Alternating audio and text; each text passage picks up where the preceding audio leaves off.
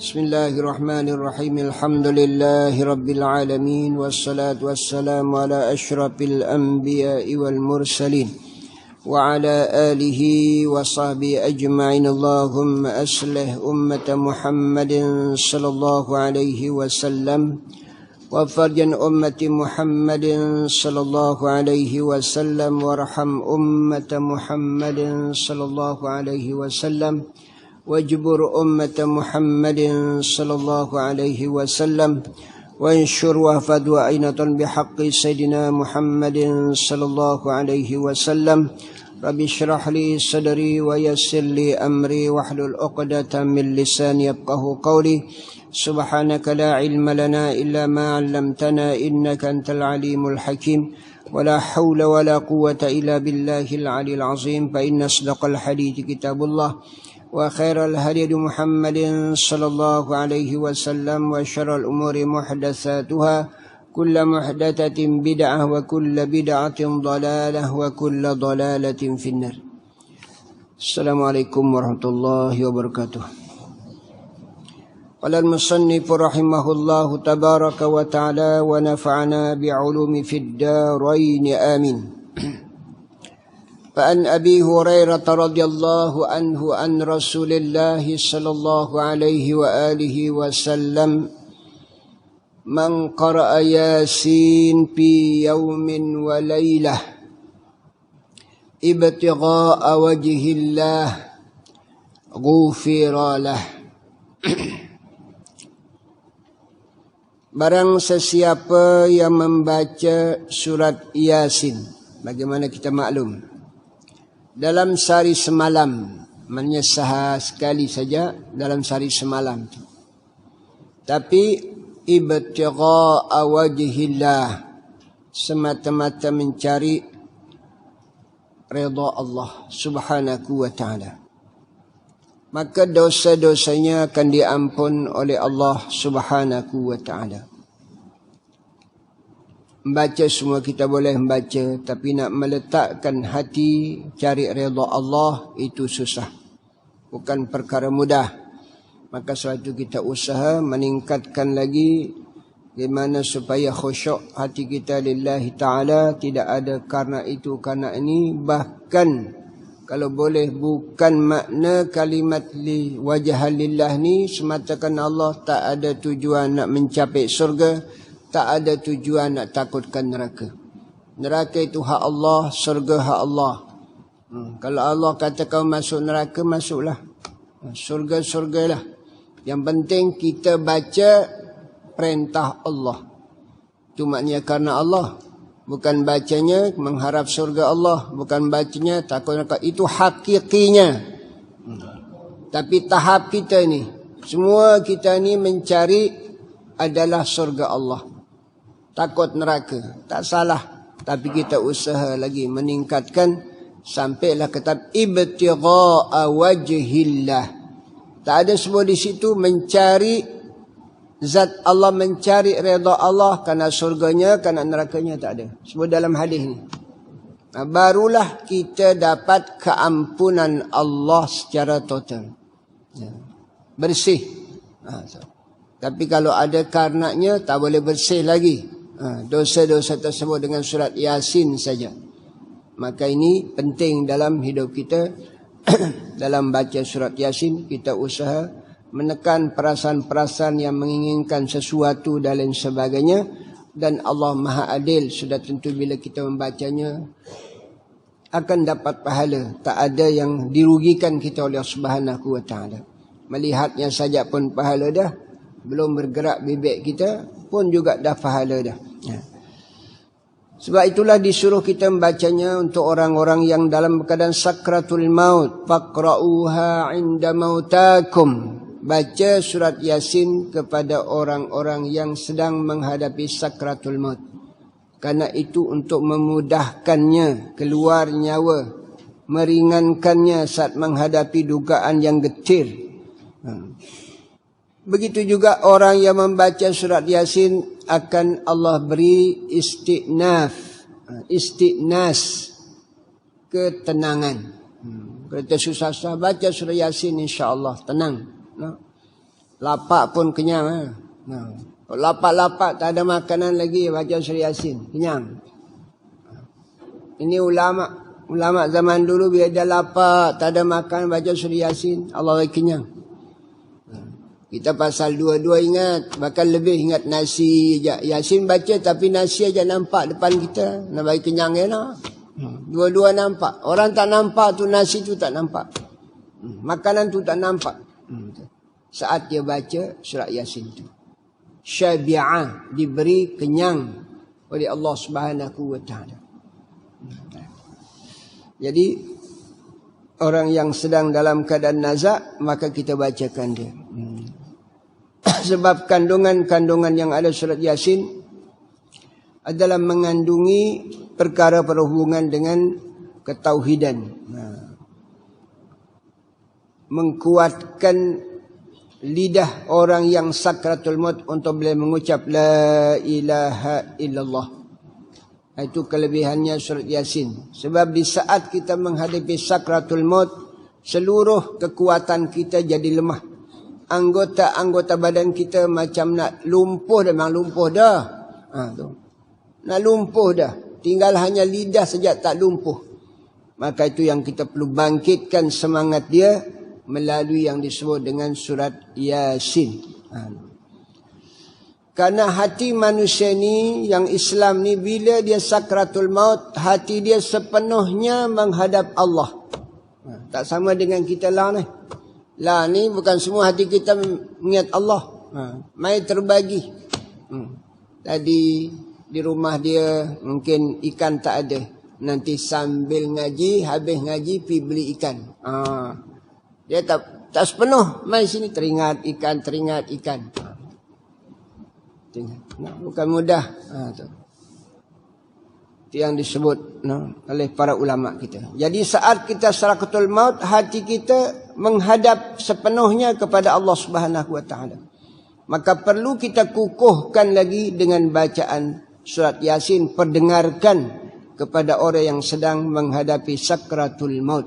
Maka semakin bertambah kekuatan hati dia untuk mengingat Allah Subhanahu wa taala, semakin kukuh keyakinannya dengan akidahnya saat dia sakratul maut. Maka itulah amalan terbaik saat menghadapi sakratul maut tersebut. Dan juga dalam surat Yasin mengandungi tentang perkara berhubungan dengan al-ba'as, hari kebangkitan. Kandungan surat Yasin, kematian. Maka bila kita bacakan perkara tersebut, keadaan orang yang sakit tu, kita seakan-akan memperbaharui akidah dia, memperbaharui keyakinan dia bahawa dia akan mati. Artinya kita mesti mengetahui hidup ini ada namanya hidup dan ada kesudahannya mati. Jadi tak adalah hati kita, awak aku ni sakit ni, awak ni aku nak mati ni, aku ingin lagi hidup. Tak. Bila kita bacakan surat Yasin, maka kukuh hati dia untuk menghadap kepada Allah Subhanahu wa taala. Itu hikmah bacaan surat Yasin kepada orang sedang nazak. Itu dalam hadis Rasulullah SAW yang lain, dia tak ada dalam kitab kita. Anna man qara'a khaifan amina. Kalau kita ada rasa takut, duduk sendirian, muslimah duduk sendirian, jauh lagi bukan di taman, rasa takut, maka baca surah Yasin. Aminah, orang yang sedang takut baca surah Yasin, aman. Allah bagi dia aman, tenang jiwa dia. Au ja'ian, atau dia rasa lapar, tak ada makanan, tak ada apa, contohnya. Syabi'a, Allah bagi rasa kenyang. Au arin, atau orang yang tak ada baju sama sekali, maka Allah akan bagi dia baju. Atau orang yang haus, atish, rasa haus, maka kita baca Yasin, Allah bagi kita tak rasa haus. Minum dah tapi haus saja, minum lagi haus, baca surah Yasin supaya jangan haus. Ini kelebihan-kelebihan yang ada dalam surat Yasin yang kita baca pada tiap malam Jumaat. Ini doa fi yaumin wa lailah. Baca setiap malam, baca setiap hari, kalau tak malam pun. Tu. No? Jangan kita tunggu Jumaat no. Kita ni tunggu Jumaat baru fikir Yasin. Kalau ada orang kematian baru kita ingat Yasin tak? Yang penting setiap malam kita baca surat Yasin sebagaimana baginda Rasul sallallahu alaihi wasallam. Itu kelebihannya surat Yasin. Baik, kita sambung. Wa fi riwayatin lahu, dalam satu riwayat Nabi bersabda, man qara surat ad-dukhani fi lailatin asbaha maghfuran lah. Barang sesiapa yang membaca surat ad-dukhan dalam satu malam. Maknanya malam kita baca. Dia tak suruh kita baca sehari semalam. Setiap malam baca surat ad-dukhan. Hamim wal kitabil mubin. Inna anzalnahu fi lailatin mubarakatin inna kunna munzirin fiha yufraqu kullu amrin hakim. Sampai seterusnya lah. No? Baca. Setiap malam kita baca. Apa kelebihan dia? Pagi bangkit kita pagi daripada tidur kita dalam keadaan dosa terpadam. Dosa tak ada. Dipadam oleh Allah Subhanahu wa ta'ala. Tapi ikut juga sejauh mana khusyuk kita baca. Semua bergantung pada ingat redha Allah Subhanahu wa ta'ala. Dalam hadis yang lain Nabi sebut, man qara hamim ad-dukhan, siapa yang baca hamim ad-dukhan dalam satu malam, asbaha yastaghfiru lahu 70,000 malak. Pagi-pagi orang ni didoakan, dimintakan ampun oleh 70,000 malaikat. Bukan senang. Boleh baca tak? Sehari semalam 70,000 istighfar. Boleh? Mana boleh? Jadi seumur hidup adalah orang baca 70,000. Seumur hidup.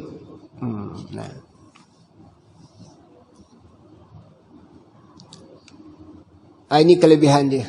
Suratul Dukhan. Baca satu malam, malaikat 70,000 malaikat mengampunkan, memintakan ampun terhadap dosanya. Dan riwayat Ibnul Munzir, ulama hadis. Ini kelebihan mengenai yang disebut dengan surat Ad-Dukhan. Bagi pagi kita diampun dosa, 70 malaikat memintakan kita kepada Allah SWT. Malaikat tak ada dosanya, makbul, mustajab doanya. Kita ni belum tentu. Doa kita. Jadi membaca satu malam. Atau sebelum malamnya kah, petangkah kita baca. Atau selepas malamnya, pagikah kita baca. Tak ada masalah. No?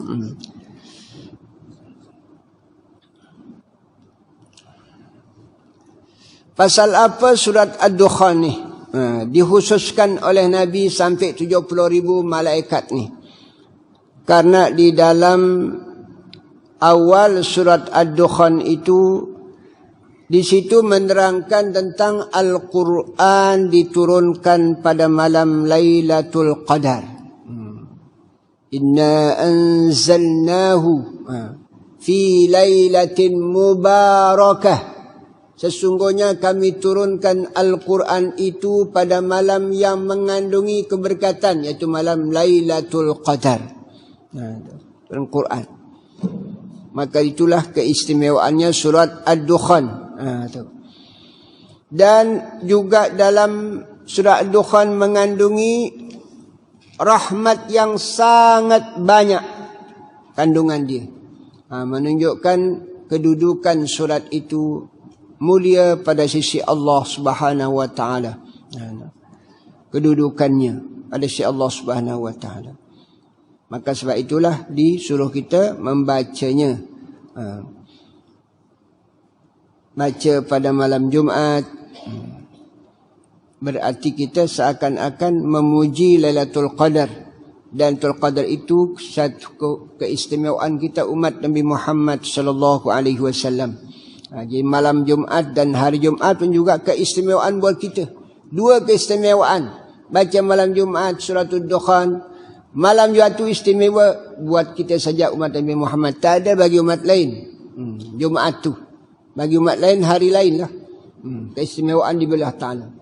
Maka bila juga mengkhususkan membaca malam Jumaat juga di antaranya, iaitu karena ada malam Lailatul Qadar terkandungan daripada surat Ad-Dukhan. Jadi 2 lipat ganda kita akan dapat kelebihan yang ada pada surat Ad-Dukhan. Baik, kita sambung. Wa fi riwayatin. Pegang itulah, dengar ingat no insya-Allah. Wa fi riwayatin Ali bin Mas'ud radhiyallahu anhu, sami'tu Rasulullah sallallahu alaihi wasallam yaqul, man qara'a suratal waqi'ah fi kulli lailatin lam tusibhu faqah. Siapa-siapa yang membaca suratul waqi'ah setiap malam. Kita tak tanya ustaz tu, apa kira-kira memurahkan rezeki kita? Disuruh baca suratul waqi'ah, baca sekali seumur hidup. Nabi kata siapa baca setiap malam suratul waqi'ah sampai akhir tu. Baca setiap malam, tidak akan ditimpa oleh kemiskinan, tidak akan ditimpa oleh apa kedana. Tak susah maknanya. Jangan fikir tak timpa pakai maknanya kaya dak. Cukup. Tak lapak lah. Tu maksud dia lam tusibhu faqah. Kita jangan ingat bila baca tu dapat duit berjuta-juta dah. Orang fikir dunia macam tu. Bila macam tu fikiran kita, maknanya hati kita dunia masih gelap. Fikir dunia ni. Tu yang menyusahkan kita, tak boleh nak khusyuk solat, nak khusyuk baca Quran dan sebagainya. Maka hilangkan rasa-rasa itu dalam diri kita. Sebab itulah Abdullah bin Mas'ud bila dia sakit. Ni yang meriwayatkan hadis Nabi ni. Abdullah bin Mas'ud, sahabat. Waktu dia sakit, zaman pemerintahan Khalifah Sayyidina Uthman bin Affan radhiyallahu anhu. Jadi datanglah ziarah Sayyidina Uthman, Khalifah datang ziarah kepada Abdul bin Mas'ud yang sedang sakit. Maka ditanya, ma tashtaki? Apa sebenarnya penyakit kamu ni? Macam kita lah bila pergi ziarah kawan, apa sebenarnya penyakitnya ni? Kalau tak tahu kita lah, kita akan tanya penyakit orang. Wah, kita bukan doktor pun. Pergi ziarah aja, patutnya tak perlu tanya. Tanya habak aja, sehat ke? Kita ulah. Ni tanya penyakit orang sedetilnya sampai dia bagi tahu tentang kanser. Contoh, kita pun tambah lagi cerita kanser. Makin beratlah penyakit kawan tu. Ini tak betul. Maka sebab itulah Sayyidina Uthman tanya, ma tashtaki?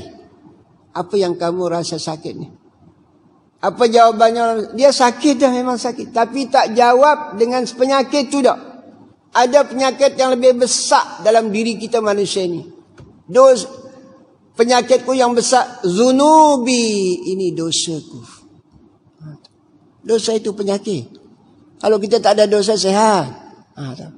Asal dosa ni penyakit. Rezeki terhalang kerana dosa. Ilmu tak boleh masuk kerana dosa. Bayang berat bangkit kerana dosa. Akhlak tak ada kerana dosa. Semua sumber punca dosa. Penyakit dosa. Itu yang dijawab oleh Ibn Mas'ud. Apa hal kamu ni? Zunubi. Aku sakit ni dosaku, kerana dosaku. Sedangkan Ibn Mas'ud, secara fikiran kita, bila buat dosa ni? Quran 30 juzuk setiap hari, setiap malam, tak ada lain bayang dia, zikir dia. Sahabat yang tukang tulis Quran Rasulullah SAW. Yang tukang baca Quran. Nabi bila dia letih, disuruh dia baca Quran. Aku nak dengar dari kamu. Abdul Mas'ud ni lah. Bayang. Tukang bawa kasut baginda Nabi. Dia letak kasut Nabi kat bahu dia. Bawa kasut Nabi. Tu, khadam. Dosa di mana? Tapi begitulah. Orang dekat dengan Allah merasa dosanya banyak. Kita yang jauh dengan Allah merasa diri kita ni orang baik dah. Tak ada dosa. Karena kita jauh dengan Allah Subhanahu Wa Taala. Itu. Maka bila dia kata dosaku, dia kata, maka ditanya lagi, kalau macam tu kamu nak makan apa? Macam kita lah. Nak makan apa? Matashtahi. Nak minum apa? Nak bubuk apa? Kuih apa? Macam kita sini. Apa nak? Maka jawaban dia apa? Rahmatu Rabbi. Aku nak rahmat Allah.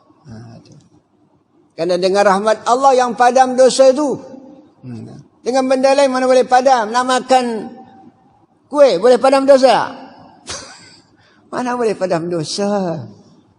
Kalau kira dengan makan hebat sedap, pergi makan kambing setiap hari, hapus dosa. Rahmatu Rabbi, rahmat Allah yang padam dosa kita. Kasih sayang Allah padam dosa kita. Maka buatlah benda yang mendatangkan kasih sayang Allah. Jangan yang mendatangkan kemurkaan Allah Subhanahu wa ta'ala.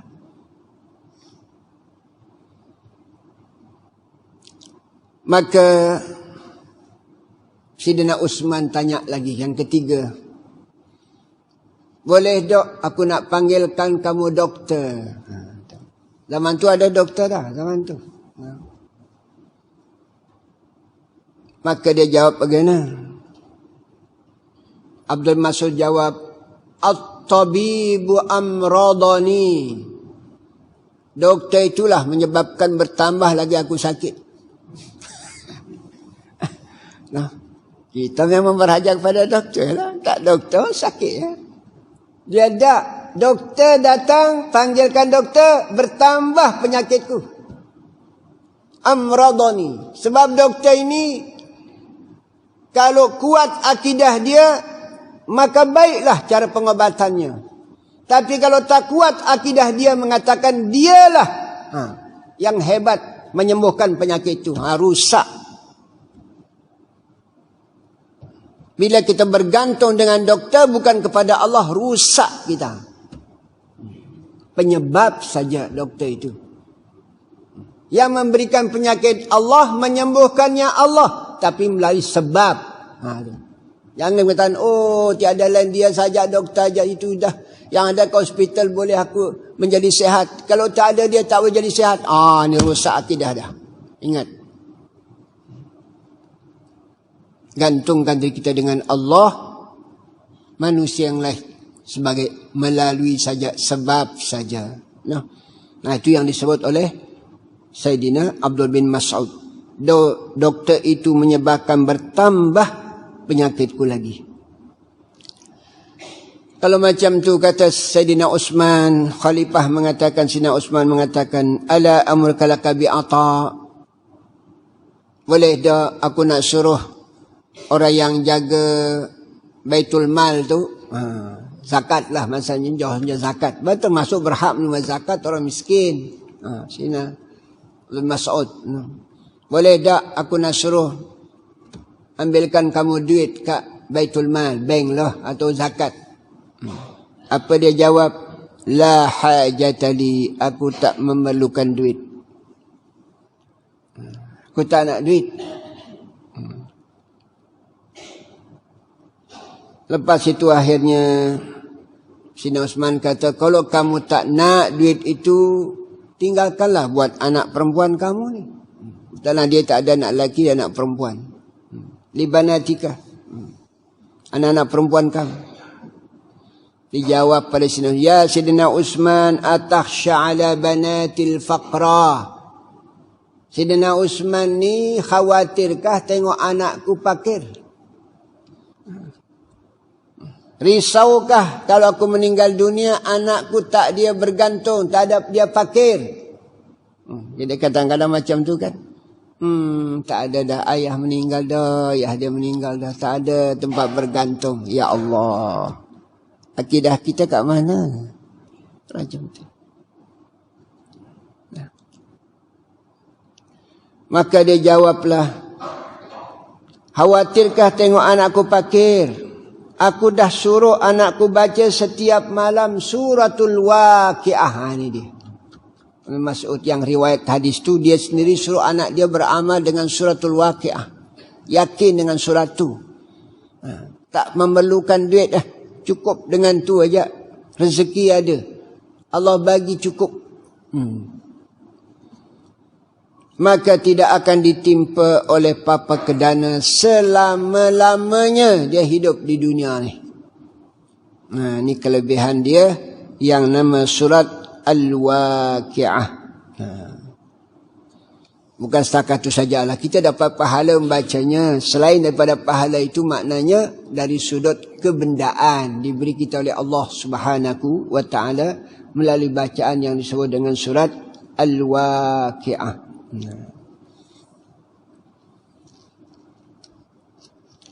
Baik, kita sambung. An Jabir radhiyallahu anhu, dari Jabir radhiyallahu anhu, ana Rasulullah sallallahu alaihi wasallam la yanamu kulla lailatin hatta yaqra'a alif lam mim tanzilul kitab wa tabarak al mulk. Riwayat Imam At-Tirmidzi dan hadisnya sahih. Nabi tidak akan tertidur, tak boleh lena sebelum dia membaca surat Sajadah dan suratul Mulk. Maknanya setiap malam dia bacalah. Tak boleh lena kalau tak baca. Kita ni tak baca, lena. Terbalik no. La ilaha illallah Muhammadur Rasulullah. La yanamu kulla lailatin hatta yaqra alif lam mim tanzilul kitab la raiba fih. Sajadahlah baca tiap malam. Dan tabarak jangan kita lupa. Baik itu di masjid-masjid sekarang, di surau-surau dibacakan, kita baca Pak Imam selepas Isyak suratul Mulk. Tapi yang tinggal 5 orang 10 orang je. Yang lain pakat balik. Dia baca kat di rumah. Kalau di masjid dia tak baca, di rumah aku tak yakin. Kalau kita secara, kita ni baca Quran ni, mai rasa seronok itu bila secara berjamaah. Secara berjamaah. Semangat bangkit bila kita berjamaah. Itu di antaranya disunatkan secara berjamaah. Kecuali kalau orang tu dah tak berjamaah, seorang di bila-bila, tu dah lejatih diri dia dah. Kita yang belum ni, betul disunat, itulah sebabnya disunatkan sembahyang tahajud secara berjamaah. Dalam kitab fiqh mana ada secara berjamaah, dalam hadis mana ada secara berjamaah. Yang nama sembahyang sunat tu, sunat hajat ke, tak ada secara berjamaah. Hadis tak ada. Tapi ulama katakan boleh. Boleh. Maka bagi orang yang tak biasa buat, sunatlah berjamaahnya. Jamaah. Maka ini di antara kelebihan-kelebihan itu kita gunakan dalam hidup kita. Mudah-mudahan kita boleh terus beramal tiap malam dengan surat Sajadah dan suratul Mulk, baru kita tidur. Satu riwayat mengatakan Nabi kalau tak baca lagi surat Ad-Dukhan, Nabi tak tidur. Satu riwayat mengatakan 4 surat. Yasin, surat Dukhan, surat Sajadah dan suratul Mulk. 4 surat. Baru tidur Nabi kita. Dan riwayat yang lain. Mudah-mudahan kita boleh. Lepas kita dengar ni. Terus kita sambung tengok kitab. وعن أبي هريرة رضي الله عنه أن النبي صلى الله عليه وسلم قال من قرأ في ليلة إذا زلزلت الأرض زلزالها وأخرجت الأرض أثقالها وقال الإنسان ما لها.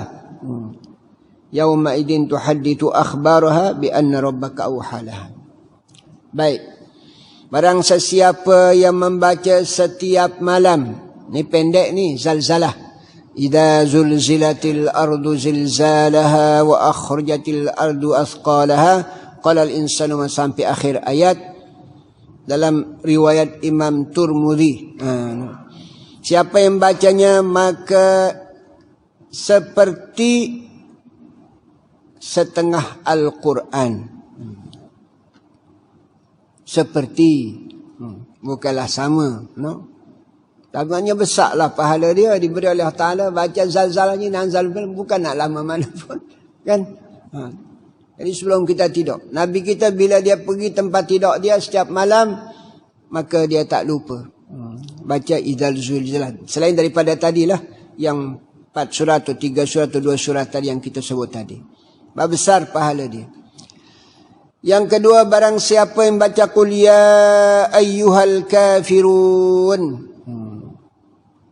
maka juga seperti baca 1/4 Al-Quran. Pahalanya besar. Qul kafirun. Maka setiap Nabi kita pergi ke tempat tidur dia tak pernah lupa. Qul ya ayyuhal kafirun. Bahkan Nabi suruh kita peringat anak-anak kita yang baca surat Qul ya ayyuhal kafirun tu. Muru sibyanakum, kata Nabi. Perintah anak-anak kamu. Fal yaqra indal manam. Yang kedua, kelebihan dia bila kita banyak baca bari aminan nifaq. Allah bebaskan kita daripada sifat munafiq. Ini kelebihan surat Al-Kafirun. Juga kelebihan dia mengukuhkan ketauhidan, akidah. Baca ulkam. Kalau ada rasa goyang, kita punya pendirian ni, banyak baca Al-Kafirun. Supaya mantap lagi kita punya keimanan kita. Baca Al-Kafirun banyak. Bukan sekali ni, tak. Banyak disulit ulama baca. Qul ya ayyuhal kafirun. Itu kelebihan mengenai surat Al-Kafirun. Tadi mengenai surat Zalzalah. Iza zulzilatil zilzalah. Sehingga Abu Hurairah kata, aku nak baca surat Zalzalah, inna iza zulzilatil ardu zilzalaha, pada waktu pagi. Sambil membacanya sebagai ibadat, sambil merenungkan makna kandungan dia, saya lebih suka membacanya itu dibandingkan daripada saya bersedekah setiap hari macam kekayaan Sayyidina Muawiyah bin Abi Sufyan. Kalau kekayaan dia contohnya 1 juta, setiap hari sedekah 1 juta. Masih lebih aku suka baca idza zulzilatil ardu zilzalaha. Tapi ingat, faham makna, faham kandungannya. Tu. Jangan setakat baca saja. Kita buka tafsir dia, buka terjemahan tu, tengok terjemahan dia, bacaan dia. Maka itulah kelebihan yang disebut dengan surat Zalzalah. Datanglah seorang lelaki dari kalangan sahabat jumpa Rasulullah SAW. Ya Rasulullah, ta'allaminal Quran. Ajarkan aku Quran, kata lelaki ni. Maka Nabi kata, dengar aku baca, dia kata. Maka dibacakanlah Zalzalah ini. Inna idza zulzilatil ardu zilzalaha, sampai terus. فَمَنْ يَعْمَلْ مِثْقَالَ ذَرَّةٍ خَيْرًا يَرَهُ وَمَنْ يَعْمَلْ مِثْقَالَ ذَرَّةٍ شَرًّا يَرَهُ. Dia pun berdiri, orang lelaki ni berdiri. Selepas dia dengar sampai setakat itu yang dibacakan oleh Rasulullah SAW, yakfi hadha, dia kata cukup ya Rasulullah, aku tak nak lain dah, cukup. Dia pun bangkit pi terus. Maka Nabi mengatakan, insarafar rajulu wa huwa faqih. Oh, lelaki ni lepas dengar aku bacakan surat ni, dia pergi terus, dia mengatakan cukup. Oh, maknanya dia faham, kandungan dia faham. Ini kelebihan surat tersebut. Mengenai apa namanya? Idza zulzilatil ardu zilzalaha wa akhatil ardu asqalaha wa qala al insanu ma laha, sampai akhir. Dan yang kedua, qul ya ayyuhal kafirun. Jangan kita lupa. Dan juga qul huwallahu ahad, Allahus samad, lam yalid wa lam yulad wa lam yakul lahu kufuwan ahad. Dalam hadis lain, siapa yang baca kalau sebelum keluar dari rumah kita, main mengaji kah, pergi pasar kah, pergi bendang kah, pergi pejabat kah, baca dulu Allahu ahad. Siapa-siapa membaca qul Allahu ahad qabla an yakhruja min baitihi, sebelum dia keluar dari rumahnya. Baca sekali lah. Allah kirim 2 malaikat menuliskan baginya pahala qul huwallahu ahad tadi. Tak cukup dengan malaikat kiri kanan kiraman katibin. Dikirim 2 malaikat untuk tuliskan kita pahala dan memadamkan dosa kita. 2 malaikat tu padam dosa kita. Dikirim oleh Allah Subhanahu wa taala. Dan yang baki daripada pahalanya banyak lagi, kata baginda Rasul sallallahu alaihi wasallam. Jadi setiap kita keluar, baca qul huwallahu ahad dari rumah kita, selain baca doa-doa yang lain. Barang siapa membacanya, dia hadis sekali lah. Barang siapa membacanya 3 kali. 3 kali baca, 3 kali bacaan lah, no? Maka malaikat salam dengan orang yang bacanya 3 kali. Qul wallahu ahad Allahu samad. Kalau baca kat rumah kita terus keluar, malaikat salam. Mana nak rasa malaikat nak salam malam jalan lain, tapi Nabi kata, maka kita amalkan dah. Aku baca 10 kali tak ada pun rasa salam. Allah. Perbandingkan nisbah alam kita malaikat mana boleh, tapi Nabi kata memang berlaku salam tu. Barang siapa membacanya tadi 4 kali, barang siapa membacanya 3 kali tadi, 4 kali.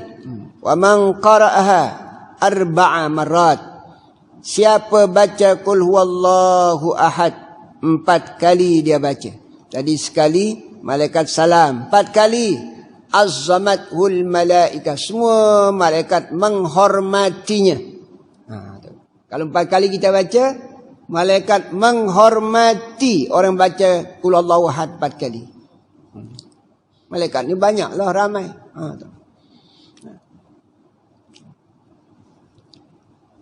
Wa man qara'a khamsan, siapa membacanya 5 kali,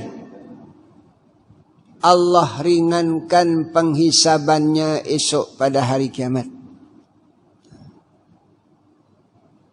Permudahlah urusan hisaban kita esok hari kiamat.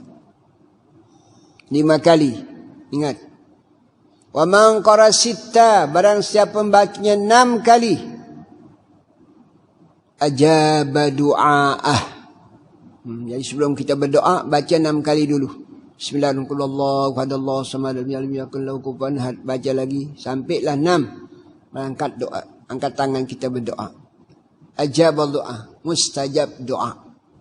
Lepas 6 kali kita baca qul huwallahu ahad. Nah, insyaallah. Wa man qara sab'an, siapa membacanya 7 kali. Tadi 6, ni 7. Zahama Ibrahimu alaihissalam inda babil jannah.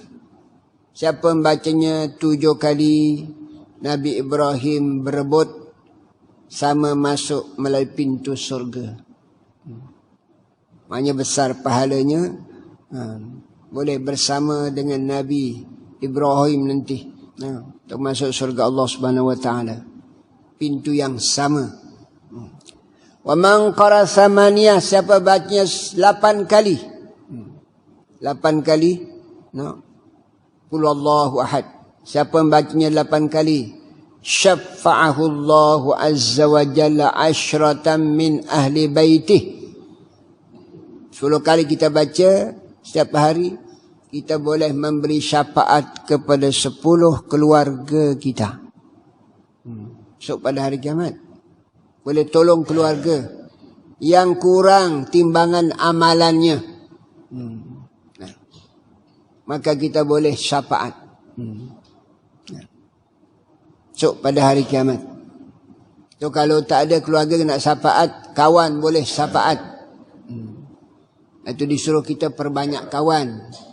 Aksiru minal ikhwan, kata Nabi, perbanyak oleh kamu sahabat handai tolan, tapi yang soleh. Bukan semua macam sahabat dah. Kita ni bersahabat yang ada pokok mangga harum manis, yang ada musaking, sahabat dah dapat apa? Dapat makan dunia je lah, akhirat dapat. Cari sahabat yang soleh, yang solehah. Maka boleh memberi syafaat kepada kita esok pada hari kiamat. Mungkin melalui bacaan tadi. Mungkin dia bacaan setiap malamnya Qurannya 2 juzuk, 3 juzuk. Kita tak boleh. Tapi berkawan dengan dia, esok kita dapat tumpang. Itu maksud Nabi dalam hadis itu. Perbanyak oleh kamu kawan. Kawan maksudnya as-salih, yang saleh, salihah bagi kita yang muslimat. Barang siapa lagi hadis Nabi yang memang Qur'an tis'an, siapa membaca Allah 9 kali, jadas sirat kal barqa, dia lalu titik siratal mustaqim seperti kilat. Kelebihannya baca 9 kali. Qul Allah sunni yakul kuban hasan, qul Allah sunni yakul kuban hadu. Lalu jalan mustaqim seperti kilat. Dan terakhir, wa man qara'aha ashran, siapa membacanya 10 kali. Habis-habis setiap bayang kita baca 10 kali. Khaffafallahu anhu, Allah akan ringankan dia dan 2 ibu bapanya azab kubur. Itu kelebihan dia, azab kubur. Tapi saya tak pernah jumpa lagi yang sebelah. Tapi saya terima dari guru saya dulu. Siapa yang membaca 11 kali. Setiap habis kita sembahyang. Baca ayat kursi 3 kali. Lepas tu 11 kali. Baru kita terlepas azab kubur. Sebab itu bila kita lalu kat kubur. Atau menghantar keluarga yang meninggal dunia. Jangan lupa baca ayat kursi dan sebelah. Katanya 11 kali, ayat kursi 3 kali, dan qalahat 11 kali. Untuk ahli kubur yang kita ziarah. Untuk kita lalu mungkin berhenti sekejap, bacakan hadiah Fatihah, dan hadiahkan ayat kursi dengan qalahat 11 kali. Ini khaffafallahu anhu azabal qabri, Allah ringankan azab kuburnya. Dan kita akan dapat pahala sebanyak mana orang yang mati dalam kubur. Sebanyak mana yang mati dalam kubur tu. Sudah tentu yang paling banyak mati bila kita pergi ke Madinah tu, kat kubur Baqi' lah. No? Hadiah Fatihah dengan Wallahu ahad. Sekian kita dapat pahala dari sekian awal penanaman di situ dari zaman Rasulullah sampailah zaman la ni. Kita dapat pahalanya. Itu kelebihannya kita membaca buat ahli-ahli kubur. Lalu kat bah kubur, maka jangan sampai kita lalu begitu saja. Sempatan kita lalu kubur tu, menghadap tempat tu, baca. Kadang-kadang kan masjid, macam masjid ni kan kubur sebelah ni. Sebelum kita mai maghrib kan, awal mai pergi dulu ke kubur tu, kat pagak kubur tu. Fatihah, baca ayat kursi 3 kali, baca Allah 11 kali, hadiah kepada mereka, insya-Allah. Ini cara kita nak mendapatkan apa yang disebut oleh hadis-hadis baginda Rasulullah SAW, kemuliaan-kemuliaan. Mudah-mudahan itulah yang memberikan kita kebaikan dalam kehidupan kita. Jadi dalam Qul Huwallahu Ahad itu sebab mengandungi, Quran ni mengandungi berbagai-bagai kan. Sebab itu suratul Ikhlas ni dinilai sebagai 1/3 Al-Quran. Baca sekali macam 1/3 Quran. Baca 2 kali macam 2/3. Baca 3 kali khatam Quran. Pasal apa dikatakan 1/3? Sebab di dalam Quran ni ada 3 kandungan. Ada 3 bagian. Satu bagian Quran itu berhubungan kait dengan qisas. Qasas, bukan kisah saya orang ni. Qasas, cerita-cerita para nabi-nabi zaman dahulu. Al-Qasas. Sebagian. Yang kedua kandungan Quran itu adalah ahkam, hukum hakam. Halal haram semua ada dalam Quran. Dan yang ketiga kandungan dia tentang sifatullah, sifat-sifat Allah. Tahu. Sifat Allah. Maka Qul Huwallahu Ahad kandungan dia sifat Allah, ketauhidan. Maka sebab itu siapa baca sekali sama macam baca 1/3 Quran tu. Sebab di 3 kandungan dia. Kita tak habis laksanakan semua, tapi dapatlah 1/3-nya. Baca 2 kali 2/3. Baca 3 kali macam khatam Al-Quran. Tapi janganlah mengatakan cukup dah dengan Qul Ahad, tak payah baca Quran. Tak. Nak bagi tahu kita bagaimana kelebihan yang nama suratul Ikhlas dalam hidup kita ni. Insya-Allah kita boleh beramal Qul Ahad. Ta'dilu dalam hadis lain, Qul Huwallahu Ahad ta'dilu sulusal Quran. Qul Huwallahu Ahad itu setanding dengan 1/3 Al-Quran. Baca sekali, 2 kali 2/3. Baca 3 kali khatamlah. Nak pahala besar maksud dia. Baik. Kita terakhir kot. Wa fi riwayatin, tengok. Man qara'a ayatal kursi. Ni dia ayat kursi ni. Wa awwala hamim usima fi dhalikal yawm min kulli su'.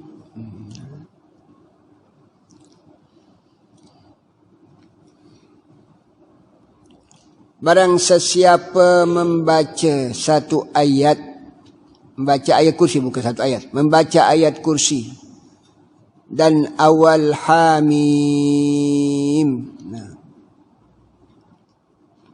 wal kitabil mubin, dicari di rumah, hamim wal kitabil mubin, usima fi dzalikal yaum, Allah pelihara orang baca ayat kursi dan awal hamim pada hari itu dari segala kejahatan. Dari segala kejahatan. Ini kelebihan mengenai ayat kursi. Banyak kelebihan ayat kursi sebagaimana yang kita sebutkan tadi. Baik itu Rasulullah sallallahu alaihi wasallam bila dia tidur pun juga tak pernah lupa ayat kursi. Sebagaimana hadis Nabi, apa kata hadis Nabi, semoga kita beramal. Man qara'a 10 ayatin min suratil Baqarah. Siapa-siapa yang membaca 10 ayat daripada suratul Baqarah, lam yadkhul dhalikal bait syaitanun. Syaitan tak masuk dalam rumah kita. Pada malam yang kita baca 10 ayat suratul Baqarah. Mana dia 10 ayat tu? Arba'u ayatin min awwaliha alif lam mim dalikal kitab sampailah wa ulaika humul muflihun. Jangan lupa. Setiap malam alif lam mim sampai muflihun tu 4 ayat. Selepas itu 2 ayat tu ayat kursi. Ayat kursi yang keduanya ayat kursi. Yang ketiganya tambah selepas ayat kursi itu. La ikra fi din qad tabayyana minal ghayy faman yakfur bit-taghut wa yu'min billahi faqad istamsaka bil lam bisallam alim. Allahu waliyul ladina amanu. Itu 2 ayat. Itu yang ketiga. No? Jadi pertama 4 ayat tadi 10, 4 ayat yang awal suratul Baqarah tadi alif lam mim sampai wa ulaikumul muflihun. Yang keduanya ayat kursi, tahu dah. Yang ketiganya selepas ayat kursi ada la ikraha fid din sampai Allah waliyul ladina amanu, 2 ayat. Dan yang keempatnya yaitu akhir suratul Baqarah lillahi ma fis samawati wa ma fil ardi wa in tubdu atau amanar rasul sampai akhir itu. Jadi ada pendapat ulama di situ dari manakah akhir surat Baqarah itu, apakah daripada lillahi ma fis samawati wa ma fil ard atau daripada amanar rasul. Ada 2 pendapat ulama. Satu pendapat mengatakan dari lillahi mulkus samawati wal ard sampailah akhirnya. Ada pendapat yang kedua daripada amanar rasul bima unzila ilaihi min rabbil mu'minun sampai akhirnya. Itu pesanan baginda Rasul sallallahu alaihi wasallam, man qara'a, siapa membaca 10 ayat dari suratul Baqarah tidak masuk pada hari itu syaitan, pada malam itu syaitan.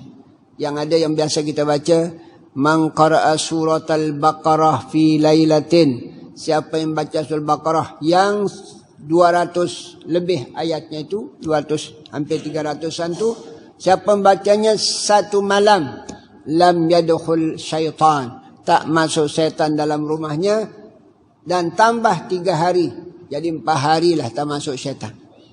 Tapi 1 juzuk suratul Baqarah itu. Ini tak malam tu sajalah tak main syaitan. Esok dia main. Bukan tak main, dia main esok. Baca lagi lah esok, dia tak main lagi lah. Baca lagi, tak main. Baca ini. Kekalkan diri kita. No. InsyaAllah malam tu tak main. Baca esok, tak main lah. Tapi kalau panjang malam, dia esok dia main lah cari kita. No, ini namanya syaitan kerja dia. Buat mana? No. Nah itulah kelebihan daripada surat. Bahkan ada ringan dibagi kita oleh Nabi kita dalam hadis ada disebut. Inna Allah kataba kitaban, Allah telah menulis 1 kitab. Sebelum diciptakan langit dan bumi 1000 tahun. Maka Allah turunkan 2 ayat. Ini mudah ni lagi. 2 ayat penutup suratul Baqarah. Siapa membacanya di rumahnya 3 malam. 3 malam berturut-turut kita baca. Maka tidak dihampiri akan dia oleh syaitan. No? Tidak dihampiri oleh syaitan. Dan ini riwayat Imam Tirmidzi. Dan hadisnya sahih. Ingat. Sesungguhnya Allah menulis ayat. Sebelum diciptakan langit dan bumi ini 1000 tahun. Sudah ada dah. Akhir suratul Baqarah tu 1000 tahun sebelum langit bumi tak ada manusia lagi. Langit bumi tak ada lagi. Sudah Allah tulis dia di Lauh Mahfuz dia. Pada ilmunya Allah Ta'ala ada dah. Amanar Rasul sampai akhir 2 ayat tu. Lepas tu Nabi bagi jaminan. Siapa baca dia penutup suratul Baqarah tersebut di dalam rumahnya salayalin 3 malam berturut-turut, maka tidak dihampiri dia oleh syaitan. Inilah beberapa amalan yang diajar kita oleh Imam Nawawi. Mudah-mudahan kita boleh melakukannya yang terbaik dalam hidup kita untuk mendapatkan pahala pada sisi Allah Subhanahu wa taala melalui amalan-amalan tersebut. Semoga itulah yang menyelamatkan kita esok pada hari kiamat. Tak ada lain benda yang boleh memberi keselamatan kepada kita melainkan amal-amal yang kita lakukan dalam hidup kita. Wallahu a'lam. Ya. Mari sama-sama kita baca Fatihah kepada semua keluarga kita yang sudah meninggal dunia. Mudah-mudahan mereka di dalam kubur disirami rahmat oleh Allah, lapangkan kuburnya, pun kesilapan kesalahannya tak tempat yang mulia pada sisinya. Al-Fatihah. Bismillahirrahmanirrahim. المستقيم صراط الذين أنعمت عليهم. Yang kedua, Fatihah selaku doa kita niatkan kepada saudara-saudara kita yang di bumi Gaza. Mudah-mudahan Allah Subhanahu wa taala memberikan ruang jalan penyelesaian dengan secepat-cepatnya dan semoga memberi kesabaran kepada mereka dan semoga Allah beri kemenangan kepada mereka. Al-Fatihah. Masyaallah. Bismillahirrahmanirrahim. Alhamdulillahirabbil alamin. Maliki yaumiddin. Iyyaka na'budu wa iyyaka nasta'in ihdinas siratal mustaqim siratal ladzina an'amta 'alaihim ghairil maghdubi 'alaihim waladdallin. Terakhir, Fatihah selaku doa untuk kita semua, anak-anak, cucu cicit yang mengaji, yang belajar, yang sedang mengambil peperiksaan, kita doakan mereka mendapat kejayaan dalam pembelajarannya, kejayaan amal ibadah, kejayaan dunia akhirat, kejayaan dalam peperiksaannya, yang bekerja semoga berjaya dalam kerjanya, kekal dengan iman dan Islamnya. Pada kita Allah memberikan kita kesehatan, istiqamah dalam amal ibadat kita kepada Allah dan semoga Allah ambil umur kita dalam keadaan husnul khatimah. Al-Fatihah. Insyaallah. Bil alamin arrahman yaumiddin iyyaka na'budu wa iyyaka nasta'in ihdinas siratal mustaqim siratal ladzina an'amta 'alaihim. Bismillahirrahmanirrahim. Alhamdulillahirabbil alamin. Hamdan syakirin, hamdan dzakirin, hamdan radin, hamdan mustaghfirin bil asal hamdan yuafi ni'ama yukafi mazidah. Ya Rabbana lakal hamdu kama yanbaghi li jalali 'azimi sultanik. Allahumma salli ala sayidina Muhammadin miftahi babi rahmatillah adada ma fi 'ilmillah salatan wassalaman daiman bi dawi mulkillah wa ala alihi wa sahbihi wa barik wa sallim. Allahumma anfa'na bima 'allamtana wa 'allimna ma yanfa'una rabbi zidna ilma warzuqna fahma. Allahumma arzuqna fahman nabiyyin wa hifdzal mursalin wal malaikatil muqarrabin. Allahumma ati anfusana taqwaha wa zakki anta khairu man zakkaha anta waliyyu maulaha. Allahumma inna na'udzubika min 'ilmin la yanfa' wa min qalbin la yakhsha wa min nafsin la tashba' wa min da'watin mustajabu laha. Allahumma kun aunan li ikhwanina al-muslimin wal-mustada'afin wal-mujahidin fi Palestin. Allahumma kun aunan li ikhwanina al-muslimin wal-mujahidin fi Palestin. Allahumma kun aunan li ikhwanina al-muslimin wal-mujahidin wal-mustada'afin fi Palestin. Allahumma ansurhum ya Allah nasran aziza. Allahumma ansurhum nasran aziza. Allahumma ansurhum nasran mu'azzara. Allahumma aftah lahum fatahan mubina. Allahumma aftah lahum fatahan mubina. Allahumma aftah lahum fatahan qariba. Allahumma 'alaika bil yahud was-suhyunin ma'a hulafaihim.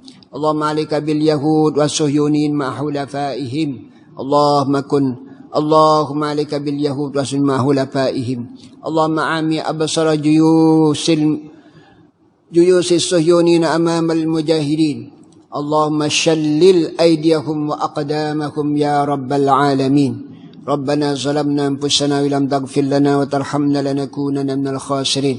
اللهم بدد شملهم وفرق جمعهم وشتت كلمتهم وزلزل أقدامهم. اللهم سلط عليهم قلبا من كلابه يا قهار يا جبار يا منتقم. اللهم يا منزل الكتاب ويا مجري السحاب ويا هازم الأحزاب اهزمهم وانصر المجاهدين والمسلمين في فلسطين يا رب العالمين. ربنا آتنا في الدنيا حسنة وفي الآخرة حسنة وقنا عذاب النار. صلى الله وسلم على سيدنا محمد وعلى آله وصحبه أجمعين. سبحان ربك رب العزة عما يصفون والسلام على المرسلين والحمد لله رب العالمين. سبحانك اللهم بحمدك أشهد أن لا إله إلا أنت أستغفرك وأتوب إليك. بسم الله الرحمن الرحيم. والعصر إن الإنسان لفي خسر إلا الذين آمنوا وعملوا الصالحات وتواصوا بالحق وتواصوا بالصبر. Assalamualaikum warahmatullahi wabarakatuh.